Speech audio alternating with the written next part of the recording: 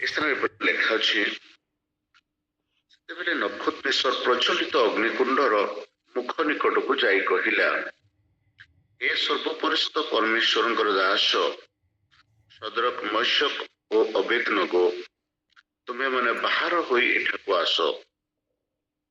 ତହିଁରେ ସଦରକ ମୈଶକ ଓ ଅବେଦନଗୋ ଅଗ୍ନି ମଧ୍ୟରୁ ବାହାର ହୋଇ ଆସିଲେ। ପ୍ରଭୁ ଆମମାନଙ୍କୁ এই পবিত্র বাক্য বুঝিবা নিমন্তে অনুগ্রহ প্রদান করন্তু। আসু টিকে প্রার্থনা করিবা। স্বর্গস্থ পিতা, আমি তোমার নামর ধন্যবাদ করুছু। পুଣି প্রাত সমୟରେ ଆମେ ତୁମର ହସ୍ତରେ ସମର୍ପିତ ହେଉଅଛୁ। ପ୍ରଭୁ ଆମେ ନିବେଦନ କରୁଅଛୁ, ତୁମେ ଆମକୁ ଅନୁଗ୍ରହ ଦେଇ ତୁମର ବାକ୍ୟକୁ ଆମେ ବର୍ତ୍ତମାନ ଧ୍ୟାନ କରିବୁ। ତୁମେ ସାହାଯ୍ୟ କର, ଯଦ୍ୱାରା ପ୍ରଭୁ ତୁମର ବାକ୍ୟର ନିଗୁଡ ତତ୍ତ୍ୱ ସକଳ ବୁଝିପାରିବୁ। ଏଥିପାଇଁ ତୁମର ଦାସ ଦାଉଦ ଯେଭଳି ପ୍ରାର୍ଥନା କରନ୍ତି, ତୁମର ବ୍ୟବସ୍ଥାର ଅଦ୍ଭୁତ ବିଷୟ ସକଳ ବୁଝିପାରିବା ନିମନ୍ତେ ପ୍ରଭୁ ଆମର ଚକ୍ଷୁକୁ ତୁମେ ଉନ୍ମୁକ୍ତ କର। ମାଗୁଅଛୁ, ଶୁଣ ଏବଂ ଦୟାରେ ଗ୍ରହଣ କର ପିତା, ଆମେନ୍। ପ୍ରଭୁଙ୍କ ମହାନମ୍ର ଧନ୍ୟବାଦ ହଉ। ମୋର ପ୍ରିୟ ମାନେ, ପ୍ରଭୁଙ୍କର ପ୍ରଶଂସା କରେ। ମୋର ସ୍ୱର ଠିକ ଶୁଭା ଯାଉଛି? ସୁନ୍ଦର ଅବସର ପାଇଁ ମୁଁ ପ୍ରଭୁଙ୍କ ନାମର ଧନ୍ୟବାଦ କରୁ କରୁ এই ପ୍ରାତ ସମୟରେ ଯେଉଁ ଅଂଶଟି ଆମେ ଧ୍ୟାନ କରିଅଛୁ, ଏହା ସମସ୍ତଙ୍କ ନିମନ୍ତେ ଏକ ଅତି ଜଣାଶୁଣା ବିଷୟ ଅଟେ। ଆମେ ସମସ୍ତେ ଏ କାହାଣୀ ସମ୍ବନ୍ଧରେ ଜାଣିଛୁ। ଆମେ ସମସ୍ତେ ଏହାକୁ ମୋ ଧାରଣାରେ ଜାଣିଛୁ ଯେ ଦାନିଏଲ ପୁସ୍ତକର ପୃଷ୍ଠଭୂମି ହେଲା ଇସ୍ରାଏଲ ଲୋକ ପରମେଶ୍ୱରଙ୍କ ନିକଟରୁ ବିପଦଗାମୀ ହେବା ଦ୍ୱାରା ପରମେଶ୍ୱର ସେମାନଙ୍କୁ ଜଣେ ବିଦେଶୀୟ ରାଜାଙ୍କ ହସ୍ତରେ ସମର୍ପଣ କରିଦେଇଅଛନ୍ତି। ଆଉ ଇସ୍ରାଏଲ ଲୋକ ସେମାନେ 70 ବର୍ଷ ପର୍ଯ୍ୟନ୍ତ ବନ୍ଦିତ୍ୱର ଅବସ୍ଥାରେ ଯାଇଅଛନ୍ତି। ଆଉ ଏ 70 ବର୍ଷର ପ୍ରାରମ୍ଭିକ ବର୍ଷ ମାନଙ୍କର ବିଷୟ ହଉଛି ଦାନିଏଲ ପୁସ୍ତକରେ ଲେଖାଯାଇଥିବା ବିଷୟ। ବିକଜ ଆମେ ଜାଣିଅଛୁ ଯେ 70 ବର୍ଷ ମଧ୍ୟରେ ଇସ୍ରାଏଲ ଲୋକମାନେ କୋଉ ରାଜାର ଶାସନ ମଧ୍ୟ ଦେଇକରି ଯାଇଅଛନ୍ତି। ନବୁକଦନେସର ରାଜା ତାଙ୍କୁ ଶାସନ କଲେ। ତାପରେ ତାଙ୍କୁ ଆମେ ଜାଣୁ ସମସ୍ତେ, ତାଙ୍କର ପରେ ଅନ୍ୟ ଏକ ରାଜା ଆସିଲେ। ତାପରେ ମେଦି ପାର୍ସିୟ ରାଜା ଆସିଲେ, ଦାରିଆବସ ଆସିଲେ, এইଭଳି ତାପରେ ଆଲେକଜାଣ୍ଡର ଦି ଗ୍ରେଟ୍ ଆସିଲେ। এইଭଳି 4 ଜଣ ରାଜାଙ୍କ ଦ୍ୱାରା ସେମାନେ এই 70 ବର୍ଷ ମଧ୍ୟରେ ଶାସିତ ହେଇଥିବାର ବେଳକୁ ଏ 70 ବର୍ଷର ପ୍ରାରମ୍ଭିକ ବର୍ଷ ମାନଙ୍କରେ ପ୍ରଭୁ ସେମାନଙ୍କୁ ଯେତେବେଳେ ନବୁକଦନେସରଙ୍କର ହସ୍ତରେ ସମର୍ପଣ କରିଛନ୍ତି ଏବଂ ନବୁକଦନେସର ଏମାନଙ୍କୁ ଦାସତ୍ୱ କରି ନେଇ ଯାଇଅଛନ୍ତି। ଦାସତ୍ୱ କରି ନେଇଗଲା ସମୟରେ ନବୁକଦନେସର, ଆମେ ପ୍ରଥମ ଅଧ୍ୟାୟ ଯେତେବେଳେ ଅଧ୍ୟୟନ କରୁ ଆମେ ଜାଣୁ ଏଇ ଲୋକମାନଙ୍କର ଉପରେ କିଭଳି ଅଧିକ ସମୟ ପର୍ଯ୍ୟନ୍ତ ସେ ଶାସନ କରିପାରିବେ, ସେଥି ସକାଶୁ ସେ ଇସ୍ରାଏଲ ଲୋକମାନଙ୍କର ପାଇଁ ଗୋଟେ ଯୋଜନା ପ୍ରସ୍ତୁତ କରି ସେମାନଙ୍କର ମଧ୍ୟରୁ କିଛି ସୁନ୍ଦର ଏବଂ ଜ୍ଞାନବାନ ପିଲାମାନଙ୍କୁ, କିଛି ବିଦ୍ୟାରେ ବିଚକ୍ଷଣ, ବୁଦ୍ଧିରେ ବିଜ୍ଞ ପିଲାମାନଙ୍କୁ, ଯୋଉମାନେ ନବୁକଦନେସରଙ୍କ ସପକ୍ଷରେ ରାଜ ପ୍ରସାଦରେ ଠିଆ ହେଇ ନିଜ ଲୋକମାନଙ୍କର ଉପରେ ଶାସନ କରିବେ, ଏହିପରି କିଛି ଲୋକଙ୍କୁ ସେ ପୃଥକ କଲେ ଏବଂ ସେମାନଙ୍କୁ କଳଦୀୟ ଭାଷାର ଶିକ୍ଷା ଦେବା ପାଇଁ ଚେଷ୍ଟା ଦଉଅଛନ୍ତି। ଆଉ ଏମାନଙ୍କର ମଧ୍ୟରେ ପ୍ରମୁଖ ଅଛନ୍ତି ଦାନିଏଲ, ସଦରକ ମୈଶକ, ଅବେଦନଗୋ। ବେଲଶାସ୍ସର, ସଦରକ, ମୈଶକ, ଅବେଦନଗୋ। ଆଉ 3 ଅଧ୍ୟାୟର ଘଟଣା ହଉଛି ଏଭଳି ଯେ ଏଠି ଲେଖା ହେଇଛି 26 ପଦରେ, ସେତେବେଳେ ନବୁକଦନେସର ପ୍ରଚଳିତ ଅଗ୍ନିକୁଣ୍ଡର ମୁଖ ନିକଟକୁ ଯାଇ କହିଲେ, ହେ ସର୍ବପରିସ୍ଥ ପରମେଶ୍ୱରଙ୍କର ଦାସ ସଦରକ, ମୈଶକ, ଅବେଦନଗୋ, ତୁମେ ମାନେ ବାହାର ହୋଇ ଏଠାକୁ ଆସ। ଏଟା କୋଉଠାରୁ ବାହାରିବାର ବିଷୟରେ କହୁଛନ୍ତି ବୋଇଲେ ଅଗ୍ନିକୁଣ୍ଡରୁ ବାହାରିବା ପାଇଁ ସଦରକ ମେଷକ ଅବେଦନଗୋ ପାଇଁ ଏଇ ସ୍ଥାନରେ ଗୋଟେ ରବ ଛାଡୁଛନ୍ତି ବା ଗୋଟେ ରବ ଚିତ୍କାର କରୁଛନ୍ତି ବୋଲି କହିଲେ କହୁଛନ୍ତି କିଏ? ରାଜା ନବୁକଦନେସର। ଅଗ୍ନିକୁଣ୍ଡରେ ଏମାନଙ୍କୁ ପକେଇବାର ଲୋକ କିଏ ଥିଲେ? ରାଜା ଥିଲେ। ଅଗ୍ନିକୁଣ୍ଡରୁ ବାହାରିବା ପାଇଁ ଚିତ୍କାର କରିବାର ଲୋକ କିଏ ଥିଲେ? ରାଜା ଏକା ଅଟନ୍ତି।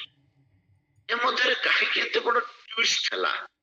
ଏ ମଧ୍ୟରେ କାହିଁକି ଏତେ ବଡ ପରିବର୍ତ୍ତନ ହେଲା ଯେ ଏମାନଙ୍କୁ ଅଗ୍ନିରେ ନିକ୍ଷେପ କଲା? ଦାନିଏଲଙ୍କ ବିଷୟରେ ମଧ୍ୟ ଆମେ ଜାଣିଛୁ, ଆଗର ଚାପ୍ଟରରେ ଲେଖା ହେଇଛି ଯେ ତାଙ୍କୁ ସିଂହଗାତରେ ପକେଇବାର ଲୋକ ରାଜା, ସିଂହଗାତରୁ ବାହାର କରିବା ପାଇଁ ଚିତ୍କାର କରିବାର ଲୋକ ମଧ୍ୟ ରାଜା।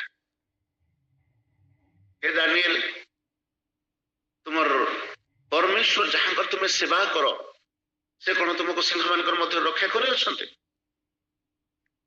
शीघ्र बाहर करने से आज्ञा प्रदान करुँच। ठीक से सदरक मेषक अबेदनगो को अग्नि निक्षेप कर राजाज्ञा द्वारा। कहीं राजाज्ञा द्वारा निक्षेप कर समस्ते जानते ये घटना को जब आम प्रारंभ बुझा भल थी। प्रारंभिक विषय एभली अटे नबुकदनेस्सर राजा गोटे दिन तार राज्य विषय चिंता करुवा समय से गोटे स्वप्न एवं दर्शन देखिले। तो स्वप्न दर्शन मध्य 2 अध्याय आपण माने जानिछन्ते से किभली गोटे विशाल काय मूर्तिर स्वप्न देखिले। से मूर्ति 4 प्रकार धातु रे निर्मित थिला। 4-5 प्रकार मिश्रित, शेषटा मिश्रित लिखाई।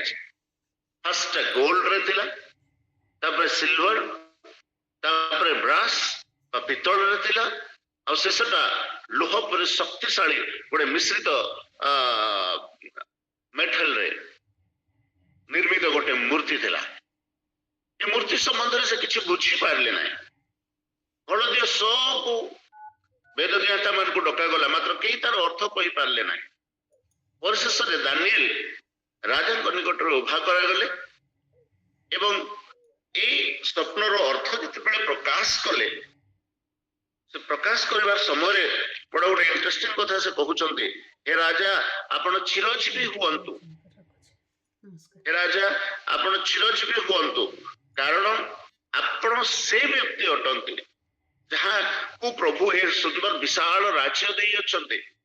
नबुकदनेस्सर से समय राजा बोले आपण माने चिंता करंतु से विश्व ऊपर जड़े राजा थिले, से विश्व विजयी राजा थिले, समस्त विश्वर से अधिकारी थिले। एभली जड़े प्रतापी एवं प्रबल शक्तिशाली राजा थिले। एभली प्रतापी एवं प्रबल शक्तिशाली राजा नबुकदनेस्सर समस्त विश्व ऊपर राज्य करुथुला बेले समय प्रभु ताको दर्शन दउछंती एवं प्रभु ताको गोटे मूर्तिर दर्शन मध्य देखाई से ताको किछि वार्ता देबा पई चाहुछंती, जहाँ आम दानिएल अर्थ प्रकाशन समस्त विषय बुझी पारुछु। किभली पर्यायक्रमे परे राजा माने परिवर्तन हेले, किभली पर्यायक्रमे राजा माने भारतीय शासन को विश्व इतिहास शासन को आसिले, यह ईश्वर वाक्यर सत्यता को मध्य प्रमाणित करे। ईश्वर वाक्य जो संपूर्ण सत्य अटे आ जहाँ पूर्वर घटवा दुनिया रे जहाँ घटवा जाऊ अच्छे पूर्वर ताहा ईश्वर वाक्य प्रकाश करे। यह तार सबुठारु बड़ उदाहरण अटे। मोर प्रिय प्रभु लोक मैंने आम जीवन रे कौन घटव, किभली घटव, क्यों समय घटव, यह सब पूर्व निर्धारित विषय अटे।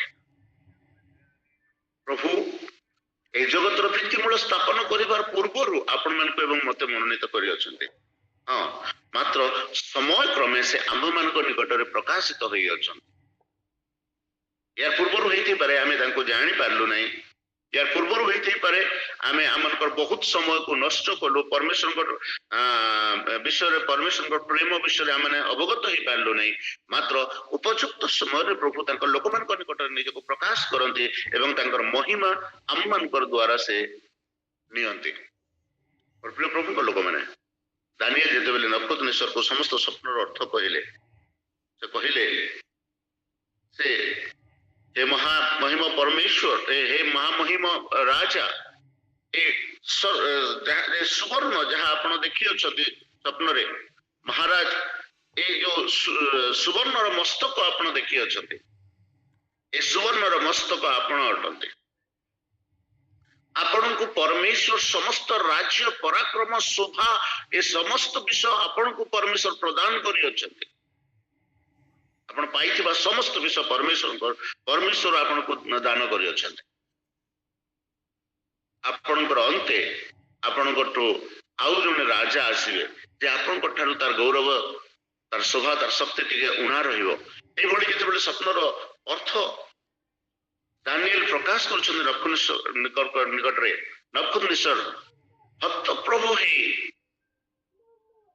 दानिएल कर प्रशंसा करूछन्ते, दानिएल कर परमेश्वर कर प्रशंसा करूछन्ते। किंतु 3 अध्याय प्रारंभ को जिते आसुछु आमे देखुछु से जो मूर्ति देखिले से भोली ढकर गोटे मूर्ति से निर्माण करबा पाए इच्छा प्रकाश करूछन्ते। से ढंगर गोटे मूर्ति से निर्माण करी लोक मान को से मूर्तिर उपासना करबा पाए कहउछन्ते। केवल से मूर्तिर उपासना गोटे स्थान रे नुहे, गोटे समय जेतेबेले वाद्य बाजिबो, गोटे समय जेतेबेले मृदंग बाजिबो, गोटे समय जेतेबेले शृंख, बंशी, वीणा, तंतु, नेबल, मृदंग सब प्रकार वाद्य जेतेबेले बाजिबो, आपण जहा करूथांतु, आपण जोठी थांतु, यार शब्द शुणिला मात्र समस्त विषय को छाड़ी राजार मूर्ति आगरे प्रणाम करबा पाए, तार उपासना करबा पाए, दंडवत करिवार निहाती आवश्यक अटे। एई भली एक राजाज्ञा से प्रस्तुत कले, गोटे विशालकाय मूर्ति को से निर्माण कले एवं समग्र बाबिल प्रदेश पर यह घोषणा करागला जे जेतेबेले समस्त वाद्यर स्वर शुणा जीव आम मैंने समस्ते ए मूर्तिर आगे आम दंडवत करवा। मात्र ए समय देखागला जे किछि लोक मूर्ति सम्मुखरे दंडवत करू नाहांती। सेमानकर मध्यरे अछन्ते सदरक, मेशक, अबेदनगो। सदरक, मेशक, अबेदनगो को संबंध रे आपण माने जानु मु प्रारंभ रो कहली ए माने बंदित्व अवस्था रे अछन्ते। काहे मानको बंदित्व को पठागला? कारण ए माने परमेश्वर को व्यवस्था को लंघन करी अछन्ते, परमेश्वर को आज्ञा लंघन करी अछन्ते। प्रभु को लोक माने परमेश्वर को व्यवस्था आज्ञा लंघन करबा सकाशु बंदित्व रे थिला बेलको ए माने व्यवस्था पालन करबा निमते किछि लोक अछन्ते बड़ सचेतन तार अवस्था रे अछन्ते। आ सेमानकर मध्य रे होचन्ते सदरक, मेशक, अबेदनगो। सदरक, मेशक, अबेदनगो को जेतेबेले राजा निकट को अणा गला, राजा एवं को प्रश्न पचारुछन्ते। आपण जति 3 अध्याय पढ़िबे जे काहे कि तुमे मुंडिया मारुन, काहे कि तुमे प्रणाम करुन। 17 पद रे बोले लिखा है से माने कहउछन्ते जे हे राजा ए संबंध रे आपनकर सहित कथा लागबार आमे उपयुक्त मनुना। काहे कि उपयुक्त मनु नाहंती? तेरे राजार मुख आउर विकट काय हे गला बोले लिखुछ। से विरक्त प्रकाश कले, तांकर मुख परिवर्तन हे गला, एमानकर प्रति क्रोध कले, तांकर दास मान को से आहुरी आज्ञा कले जे अग्नि को आहुरी 7 गुण प्रज्वलित करा जाऊ बोली। अग्नि को 7 गुण प्रज्वलित करा गला। जो माने एमान को अग्नि रे निक्षेप कले से माने हत हे गरे बोली बाइबल लिखा है। मात्र जो मान को अग्नि रे निक्षेप करा गला से माने अग्नि मध्य आराम भाव रे भ्रमण करू अछन्ते। मोर प्रिय प्रभु को लोक माने एई समस्त विषय नबुकदनेस्सर को हतप्रभ करुछि एवं से अग्नि कुंड निकट को जाए चित्कार कर डाकू अछि, हे सर्वपरिस्थ परमेश्वर दासगण। ए संबोधन को ध्यान करतु जे किछि समय पूर्वरु निज को राजा, सर्वश्रेष्ठ राजा, विश्वव्यापी बलिष्ठ पराक्रमी राजा बोली भाबुतला, से परमेश्वर परिचय पाइनी, परमेश्वर किए जानी नहीं, इस्राएल परमेश्वर कौन करि जानी नहीं। ସେଥିପାଇଁ ତ ସେ କହୁଥିଲା ସଦରକ ମେଶକ ଅବେଦନେଗୋ କିଛି ସମୟ ପୂର୍ବରୁ ସେ କହିଥିଲା ମୋର ହସ୍ତରୁ କଣ ତୁମେ ଚିନ୍ତା କରୁଛ, ମୋର ହସ୍ତରୁ ତୁମକୁ କେଉଁ ଦେବତା ତୁମକୁ ଉଦ୍ଧାର କରିପାରିବ। ତାର ଅର୍ଥ କଣ? ତାର ଅର୍ଥ ମୁଁ ସବୁଠାରୁ ଶକ୍ତିଶାଳୀ, ମୁଁ ସବୁଠାରୁ ବଳବାନ, ମୋ ଠାରୁ ଉଦ୍ଧାର କରିବା ପାଇଁ ତମର ଏଇ ଜଗତରେ କେହି ନାହାନ୍ତି, ଏ ପୃଥିବୀରେ ଏଭଳି କୌଣସି ରାଜା ନାହାନ୍ତି, ଏ ପୃଥିବୀରେ ଏଭଳି କୌଣସି ଦେବତା ନାହାନ୍ତି ଯେ ତୁମକୁ ମୋର ହସ୍ତରୁ ଉଦ୍ଧାର କରିପାରିବ। ତାର ଅର୍ଥ ସେ ଭାବୁଛି ଏ ସମସ୍ତ ପୃଥିବୀର देवता मान राजा मान से सर्वश्रेष्ठ अटे। मात्र यही चिंता रखि गोटे लोक अग्निकुंड निकट को जाकर परमेश्वर को किभली संबोधन करुअछि सेटा महत्वपूर्ण विषय अटे। अग्निकुंड निकट को जाई से संबोधन करुअछि परमेश्वर को कौन बोली बोले, हे परात्पर परमेश्वर दासगण, हे सर्वपरिस्थ परमेश्वर दास, सर्वपरिस्थ माने से कन्फेस करुछि जे तुम्हें मोर मध्य उपरिस्थ प्रभु अट, मोर ठारू मध्य तुम्हें शक्तिशाली प्रभु अट, मोर ठारू मध्य तुम्हें पराक्रमी प्रभु अट, मोर ठारू मध्य तुम्हें बलवान प्रभु अट। मोर प्रिय प्रभु को लोक माने एटा कहानी आम समस्त कहानी को जानी, आम जानू आम जो समय वर्तमान बसवास करुछु एक कठिन समय अटे। प्रकाश विषय सुसमाचार प्रचार करबा, कोठी स्वाधीनतार सहित यद्यपि संवैधानिक अधिकार अच्छी एक देश बसवास करुछु, आम संवैधानिक अधिकार थिबा सत्वे मध्य सुसमाचार संबंध रे आमे माने बड़ा कष्ट समक्षेपण करुछु। अपना प्रभुंकर विषय रे अन्य मान को कहिबार पाए, खंडे सुसमाचार पत्रिका देबा पाए, खंडे बाइबल काहाकू बांटिबा पाए आम माने बड़ विपद परिस्थिति अच्छु। प्रतिदिन आम देश में वर्तमान कोठी ना कोठी ख्रीष्टाश्रित लोक मान प्रति, मंडली प्रति, प्रभु को ग्रहण करुवा लोक मान प्रति उपद्रव वृद्धि पाउछ। वर्तमान क्रिसमस सीजन कोठी ना कोठी डिसेम्बर मास आरंभ रू आम समस्ते क्रिसमस प्रिपेयर होउछु। जिते जोर क्रिसमस प्रिपेयर होउछु मन भीतर कोठी ना कोठी गोटे प्रश्न आसुचे, आम ओपन प्रोग्राम कला बेल को कौन समस्या नहीं तो, आम ओपन प्रोग्राम पाई कौन असुविधा नहीं तो। आप जानी विगत मासरे राउरकेला गोटे बड़ सभा हेबार कथा, गवर्नमेंट सब परमिशन देकर लास्ट मोमेंट सब परमिशन विड्रॉ करदे। गजपति रे गोटे बड़ सभा 3 दिन परमिशन देकर गोटे दिन मीटिंग को क्लोज करदे। यही परिस्थिति आम मैंने अच्छु। मात्र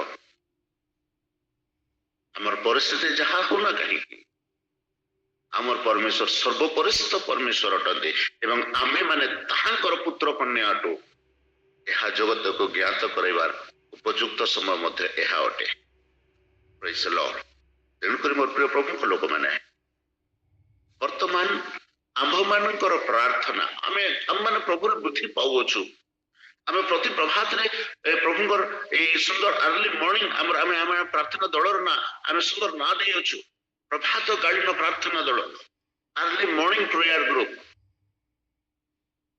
अर्ली मॉर्निंग प्रेयर ग्रुप रो विशेषता मध्य अनेक विशेषता आम जानी विगत दिन मान प्रार्थना रे आम अनेक उत्तर परमेश्वर ठारू पाई अच्छु। जे कौन विषय आम प्रार्थना करियछु प्रभु आश्चर्य विषय कार्य करियछन्ति।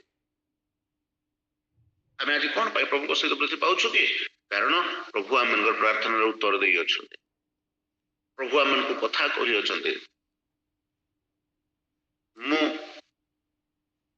गत 4-5 दिन तले मु अर्ली मॉर्निंग प्रेयर ग्रुप विषय हठात प्रभु भीतर गोटे धारणा देले मु चिंता करुले। मु आश्चर्य भाव अर्ली मॉर्निंग प्रेयर ग्रुप सदस्य मान विषय चिंता करू करू प्रभु मत गोटे विषय प्रकाश करते जे वास्तव में अद्भुत भाव में प्रभु लोक मान प्रार्थना दल द्वारा वृद्धि कर लीडरशिप कैपेबिलिटी को वृद्धि कर स्पीकिंग कैपेबिलिटी को वृद्धि कर आम मान प्रार्थना करिवार कैपेबिलिटी को प्रभु वृद्धि कर आम मान प्रभु ऊपर भरोसा करिवार कैपेबिलिटी को प्रभु वृद्धि कर आम मान प्रभु जो प्रार्थना श्रवणकारी अटंती यह प्रार्थना दल द्वारा प्रमाणित कर कहले किसी अत्युक्ति हेबनी मात्र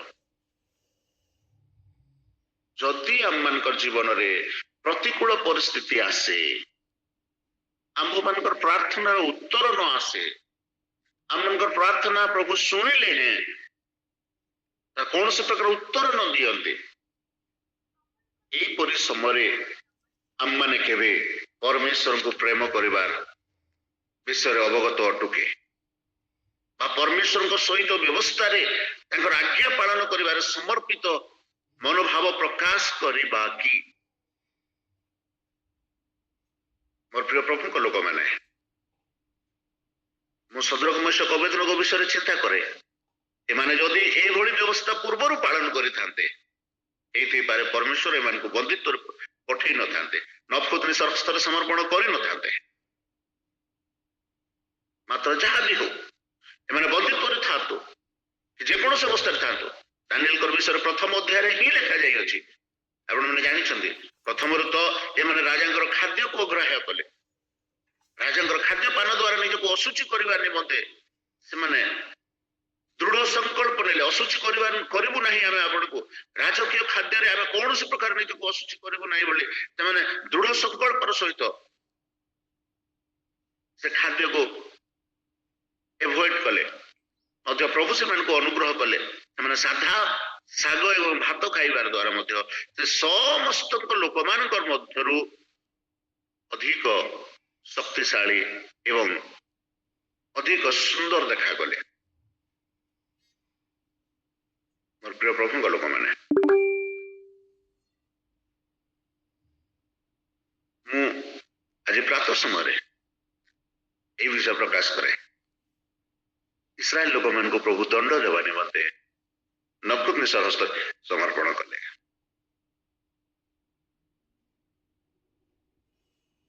तथापि प्रभु से मन को छाड़ी ना सदरक मशक अवेदन को राजा सम्मुख कहते ए संबंध में तुम सहित कथा लगे उपयुक्त भाई आम मणु ना तार तल पदर से कहते तथापि हे महाराज आम जानू आम जो परमेश्वर सेवा करुचु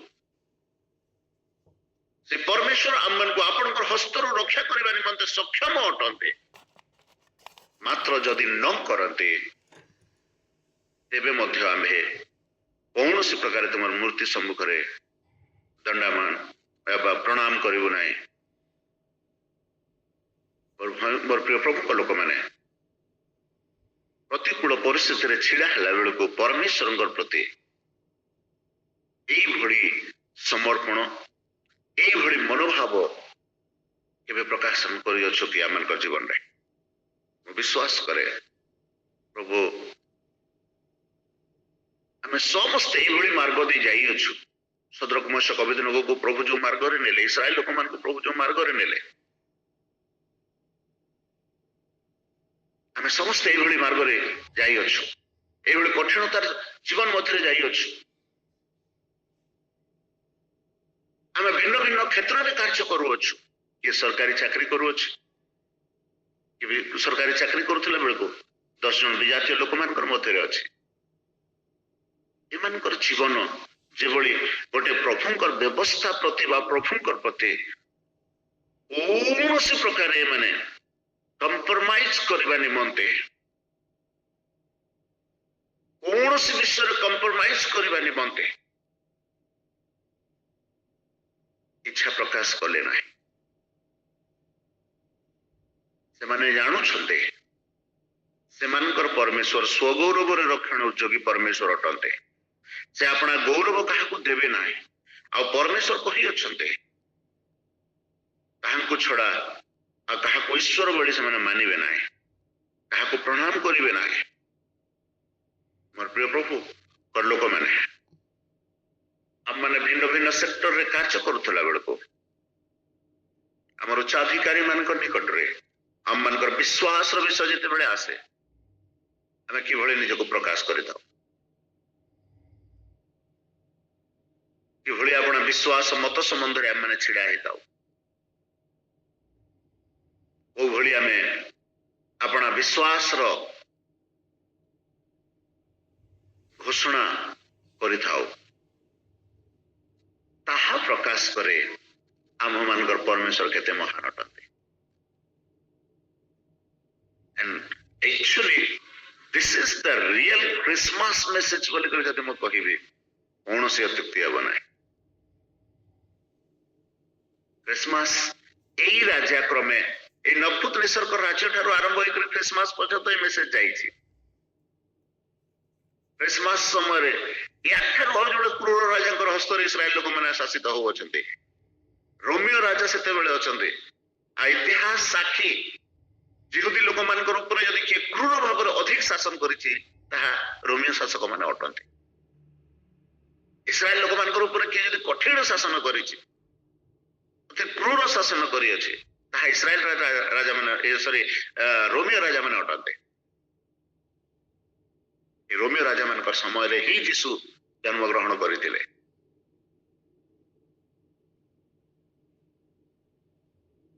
ମାତ୍ର ମୁଁ ଆଜି ଆପଣଙ୍କୁ କହିବା ନିମନ୍ତେ ଚାହେଁ, ଏଇ ଯୋଉ ରାଜ୍ୟ ନବକୁତ ନିସର୍ଗ ଠାରୁ ଆରମ୍ଭ ହେଲା ଯୀଶୁଙ୍କର ଜନ୍ମ ପର୍ଯ୍ୟନ୍ତ ଆସିଲା, ନବକୁତ ରାଜା ଦାନିଏଲ କୁ কিভাবে আপনার ব্যবহার কলে, কিভাবে আপনার বিশ্বাসে সমর্পিত হলে, রাজাঙ্কর সম্মুখে সদরক মশক অবেদনক কিভাবে ব্যবহার কলে, কিভাবে আপনার বিশ্বাস সপক্ষে ছিড়া হলে।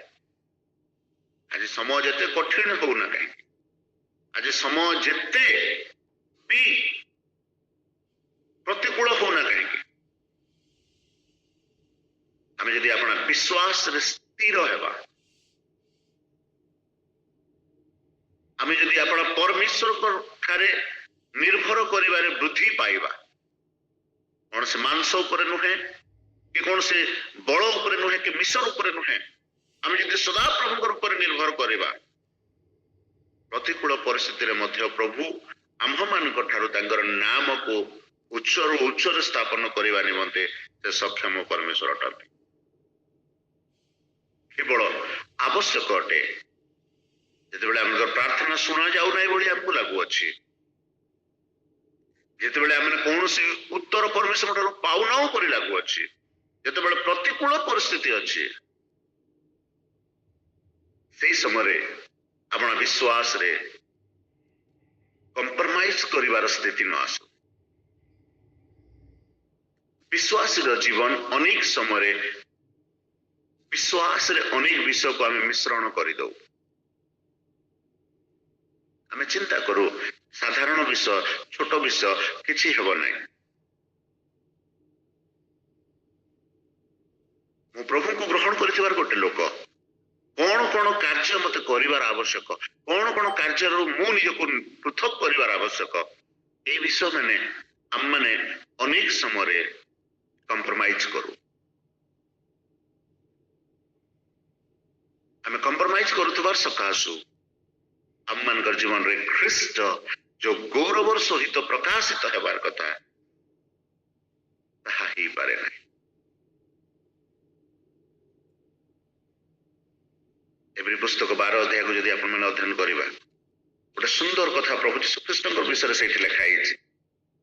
ଆପଣ ଏଭଳି ପୁସ୍ତକର କାହାଣୀ ସବୁ ଜାଣିଛନ୍ତି। ଏଭଳି ପୁସ୍ତକରେ ପ୍ରଭୁ କିଭଳି ପିତାଙ୍କ ନିକଟରେ ପ୍ରାର୍ଥନା କରୁଅଛନ୍ତି। এইভাবে সংকট সময় থিলা বেড়ে 5 অধ্যায়ে লেখাযাଏ 7 পদরে যে তাহাঙ্কু মৃত্যুর রক্ষা করিবাকু সমর্থ, তাহাঙ্ক নিকটরে সে আপনা পার্থিব জীবନରେ থিবা সময় প্রবল আর্তনাদ ও অশ্রু সহকারে প্রার্থনা ও বিনতি উৎসর্গ করিଥିଲେ। প্রভু যীশু পিতাঙ্ক নিকটরে কিভাবে প্রার্থনা করিଥିଲେ বলি পড়িলু, অশ্রু সহকারে প্রবল আর্তনাদরে। মাত্র তার উত্তর পাইলে কি? उत्तर पाइले ना, उत्तर पाइले ना। तलपद लिखा जाए से पुत्र हेले हैं दुख भोग द्वारा आज्ञा बहता शिक्षा कले।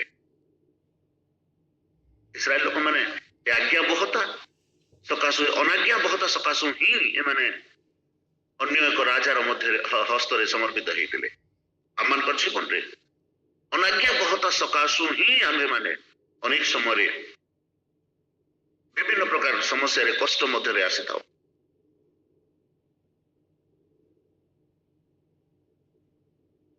अनेक समय आम धार्मिकता सब आम मैंने समस्या पड़ी था। से भली समय आम कौन करूं? प्रभु जीशु ख्रीष्ट विषय 12 अध्याय 2 पदरे गोटे सुंदर विषय लिखा जाए से आपण सम्मुखस्थ आनंद निमंते अपमान तुच्छ ज्ञान कर। आपण सम्मुखस्थ आनंद सम्मुखस्थ बोले आम कौन बुझु लिटराली जदि आम बुझा सम्मुखस्थ बोले जोड़ा आम सामने अच्छे जीशुर कनसेप्ट कौन ये लिखाई ए कनसेप्ट को जदि आम पढ़ा आम समस्त जानू जे सम्मुख में मृत्यु अच्छे से प्रार्थना करुँच पिता निकट में गेत्सेमानी बगीचा कहते हे पिता जदि हे पारे पान पात्र मोर तो दूर कर मात्र मोर नुहे तुमर इच्छा सफल हो। प्रबल आर्तनादर सहित से एभली प्रार्थना करुँच झाड़ रक्त टोपा पर बाहर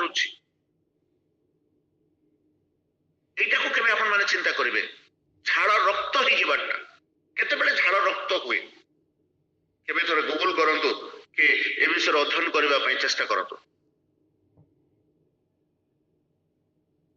जिते बाइबल विशारद माने कहते बड़ बड़ ज्ञानी माने कहते जिते बड़े जड़े मनुष्य प्रबल भाव में अवसाद मध्य को पड़े जाए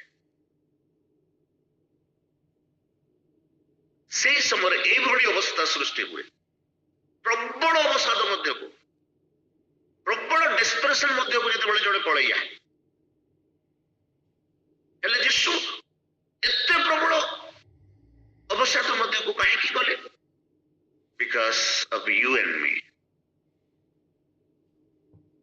तथापि अपना विश्वास रे से कौन से प्रकार कंप्रोमाइज कले ना शैतान को कहले शैतान कौन कहला आम जानी जीशुर सेवार प्रारंभिक समय जो परीक्षा कला मंदिर शिखर को लेकर समग्र जगतर शोभा देखकर यीशु को कहला तुम्हें आम मान को गोटे प्रणाम कर आम समस्त तुमको देदेबू। ये जगत नेबाई यीशु आसी मात्र प्रणाम करी नुहे आपण विश्वास पराकाष्ठ द्वारा शैतान को पराजित करने शैतान को पराजित कले एवं तार से चाबी तार से स्वर्गर कुंजी ए पृथ्वीर कुंजी से प्रकाश्य शैतान को पराजित करी आनिले प्राप्त हेले। मोर प्रिय प्रभु लोक मैंने सम्मुखस्थ आनंद आनंद देखा जाऊ नहीं मात्र आनंद पाइबा निमंते निजको अपमान मध्य नौछंती।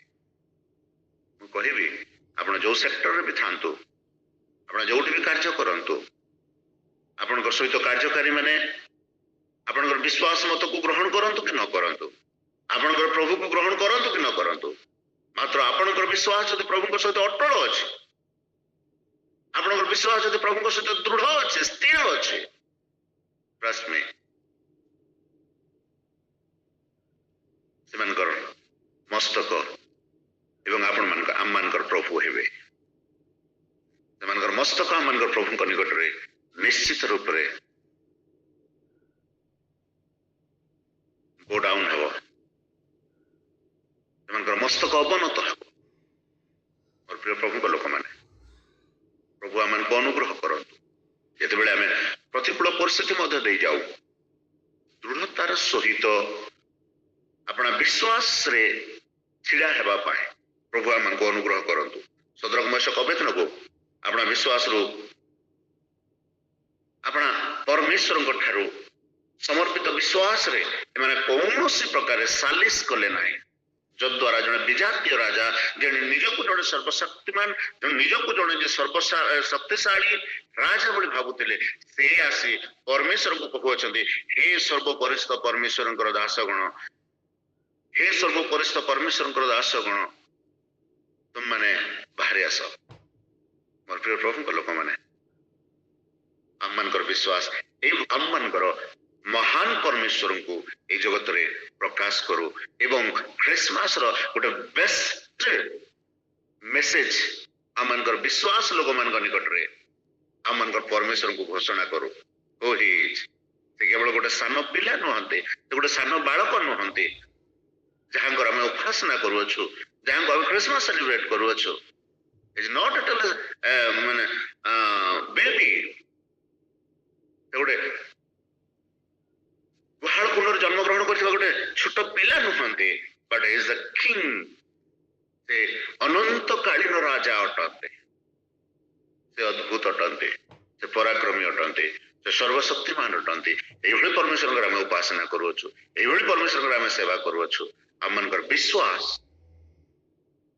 ଲୋକମାନଙ୍କ ନିକଟରେ ଏହା ପ୍ରକାଶ କରୁ ପ୍ରଭୁ ଆମ ସମସ୍ତଙ୍କୁ ଆଶୀର୍ବାଦ କରନ୍ତୁ ଆମେନ୍ ଆମେନ୍ ଆମେନ୍ ବହୁତ ବହୁତ ଧନ୍ୟବାଦ ସୁନ୍ଦର ଭାବରେ ଆମମାନଙ୍କୁ ବାକ୍ୟରେ କଢ଼େଇ ନେଇଥିବାରେ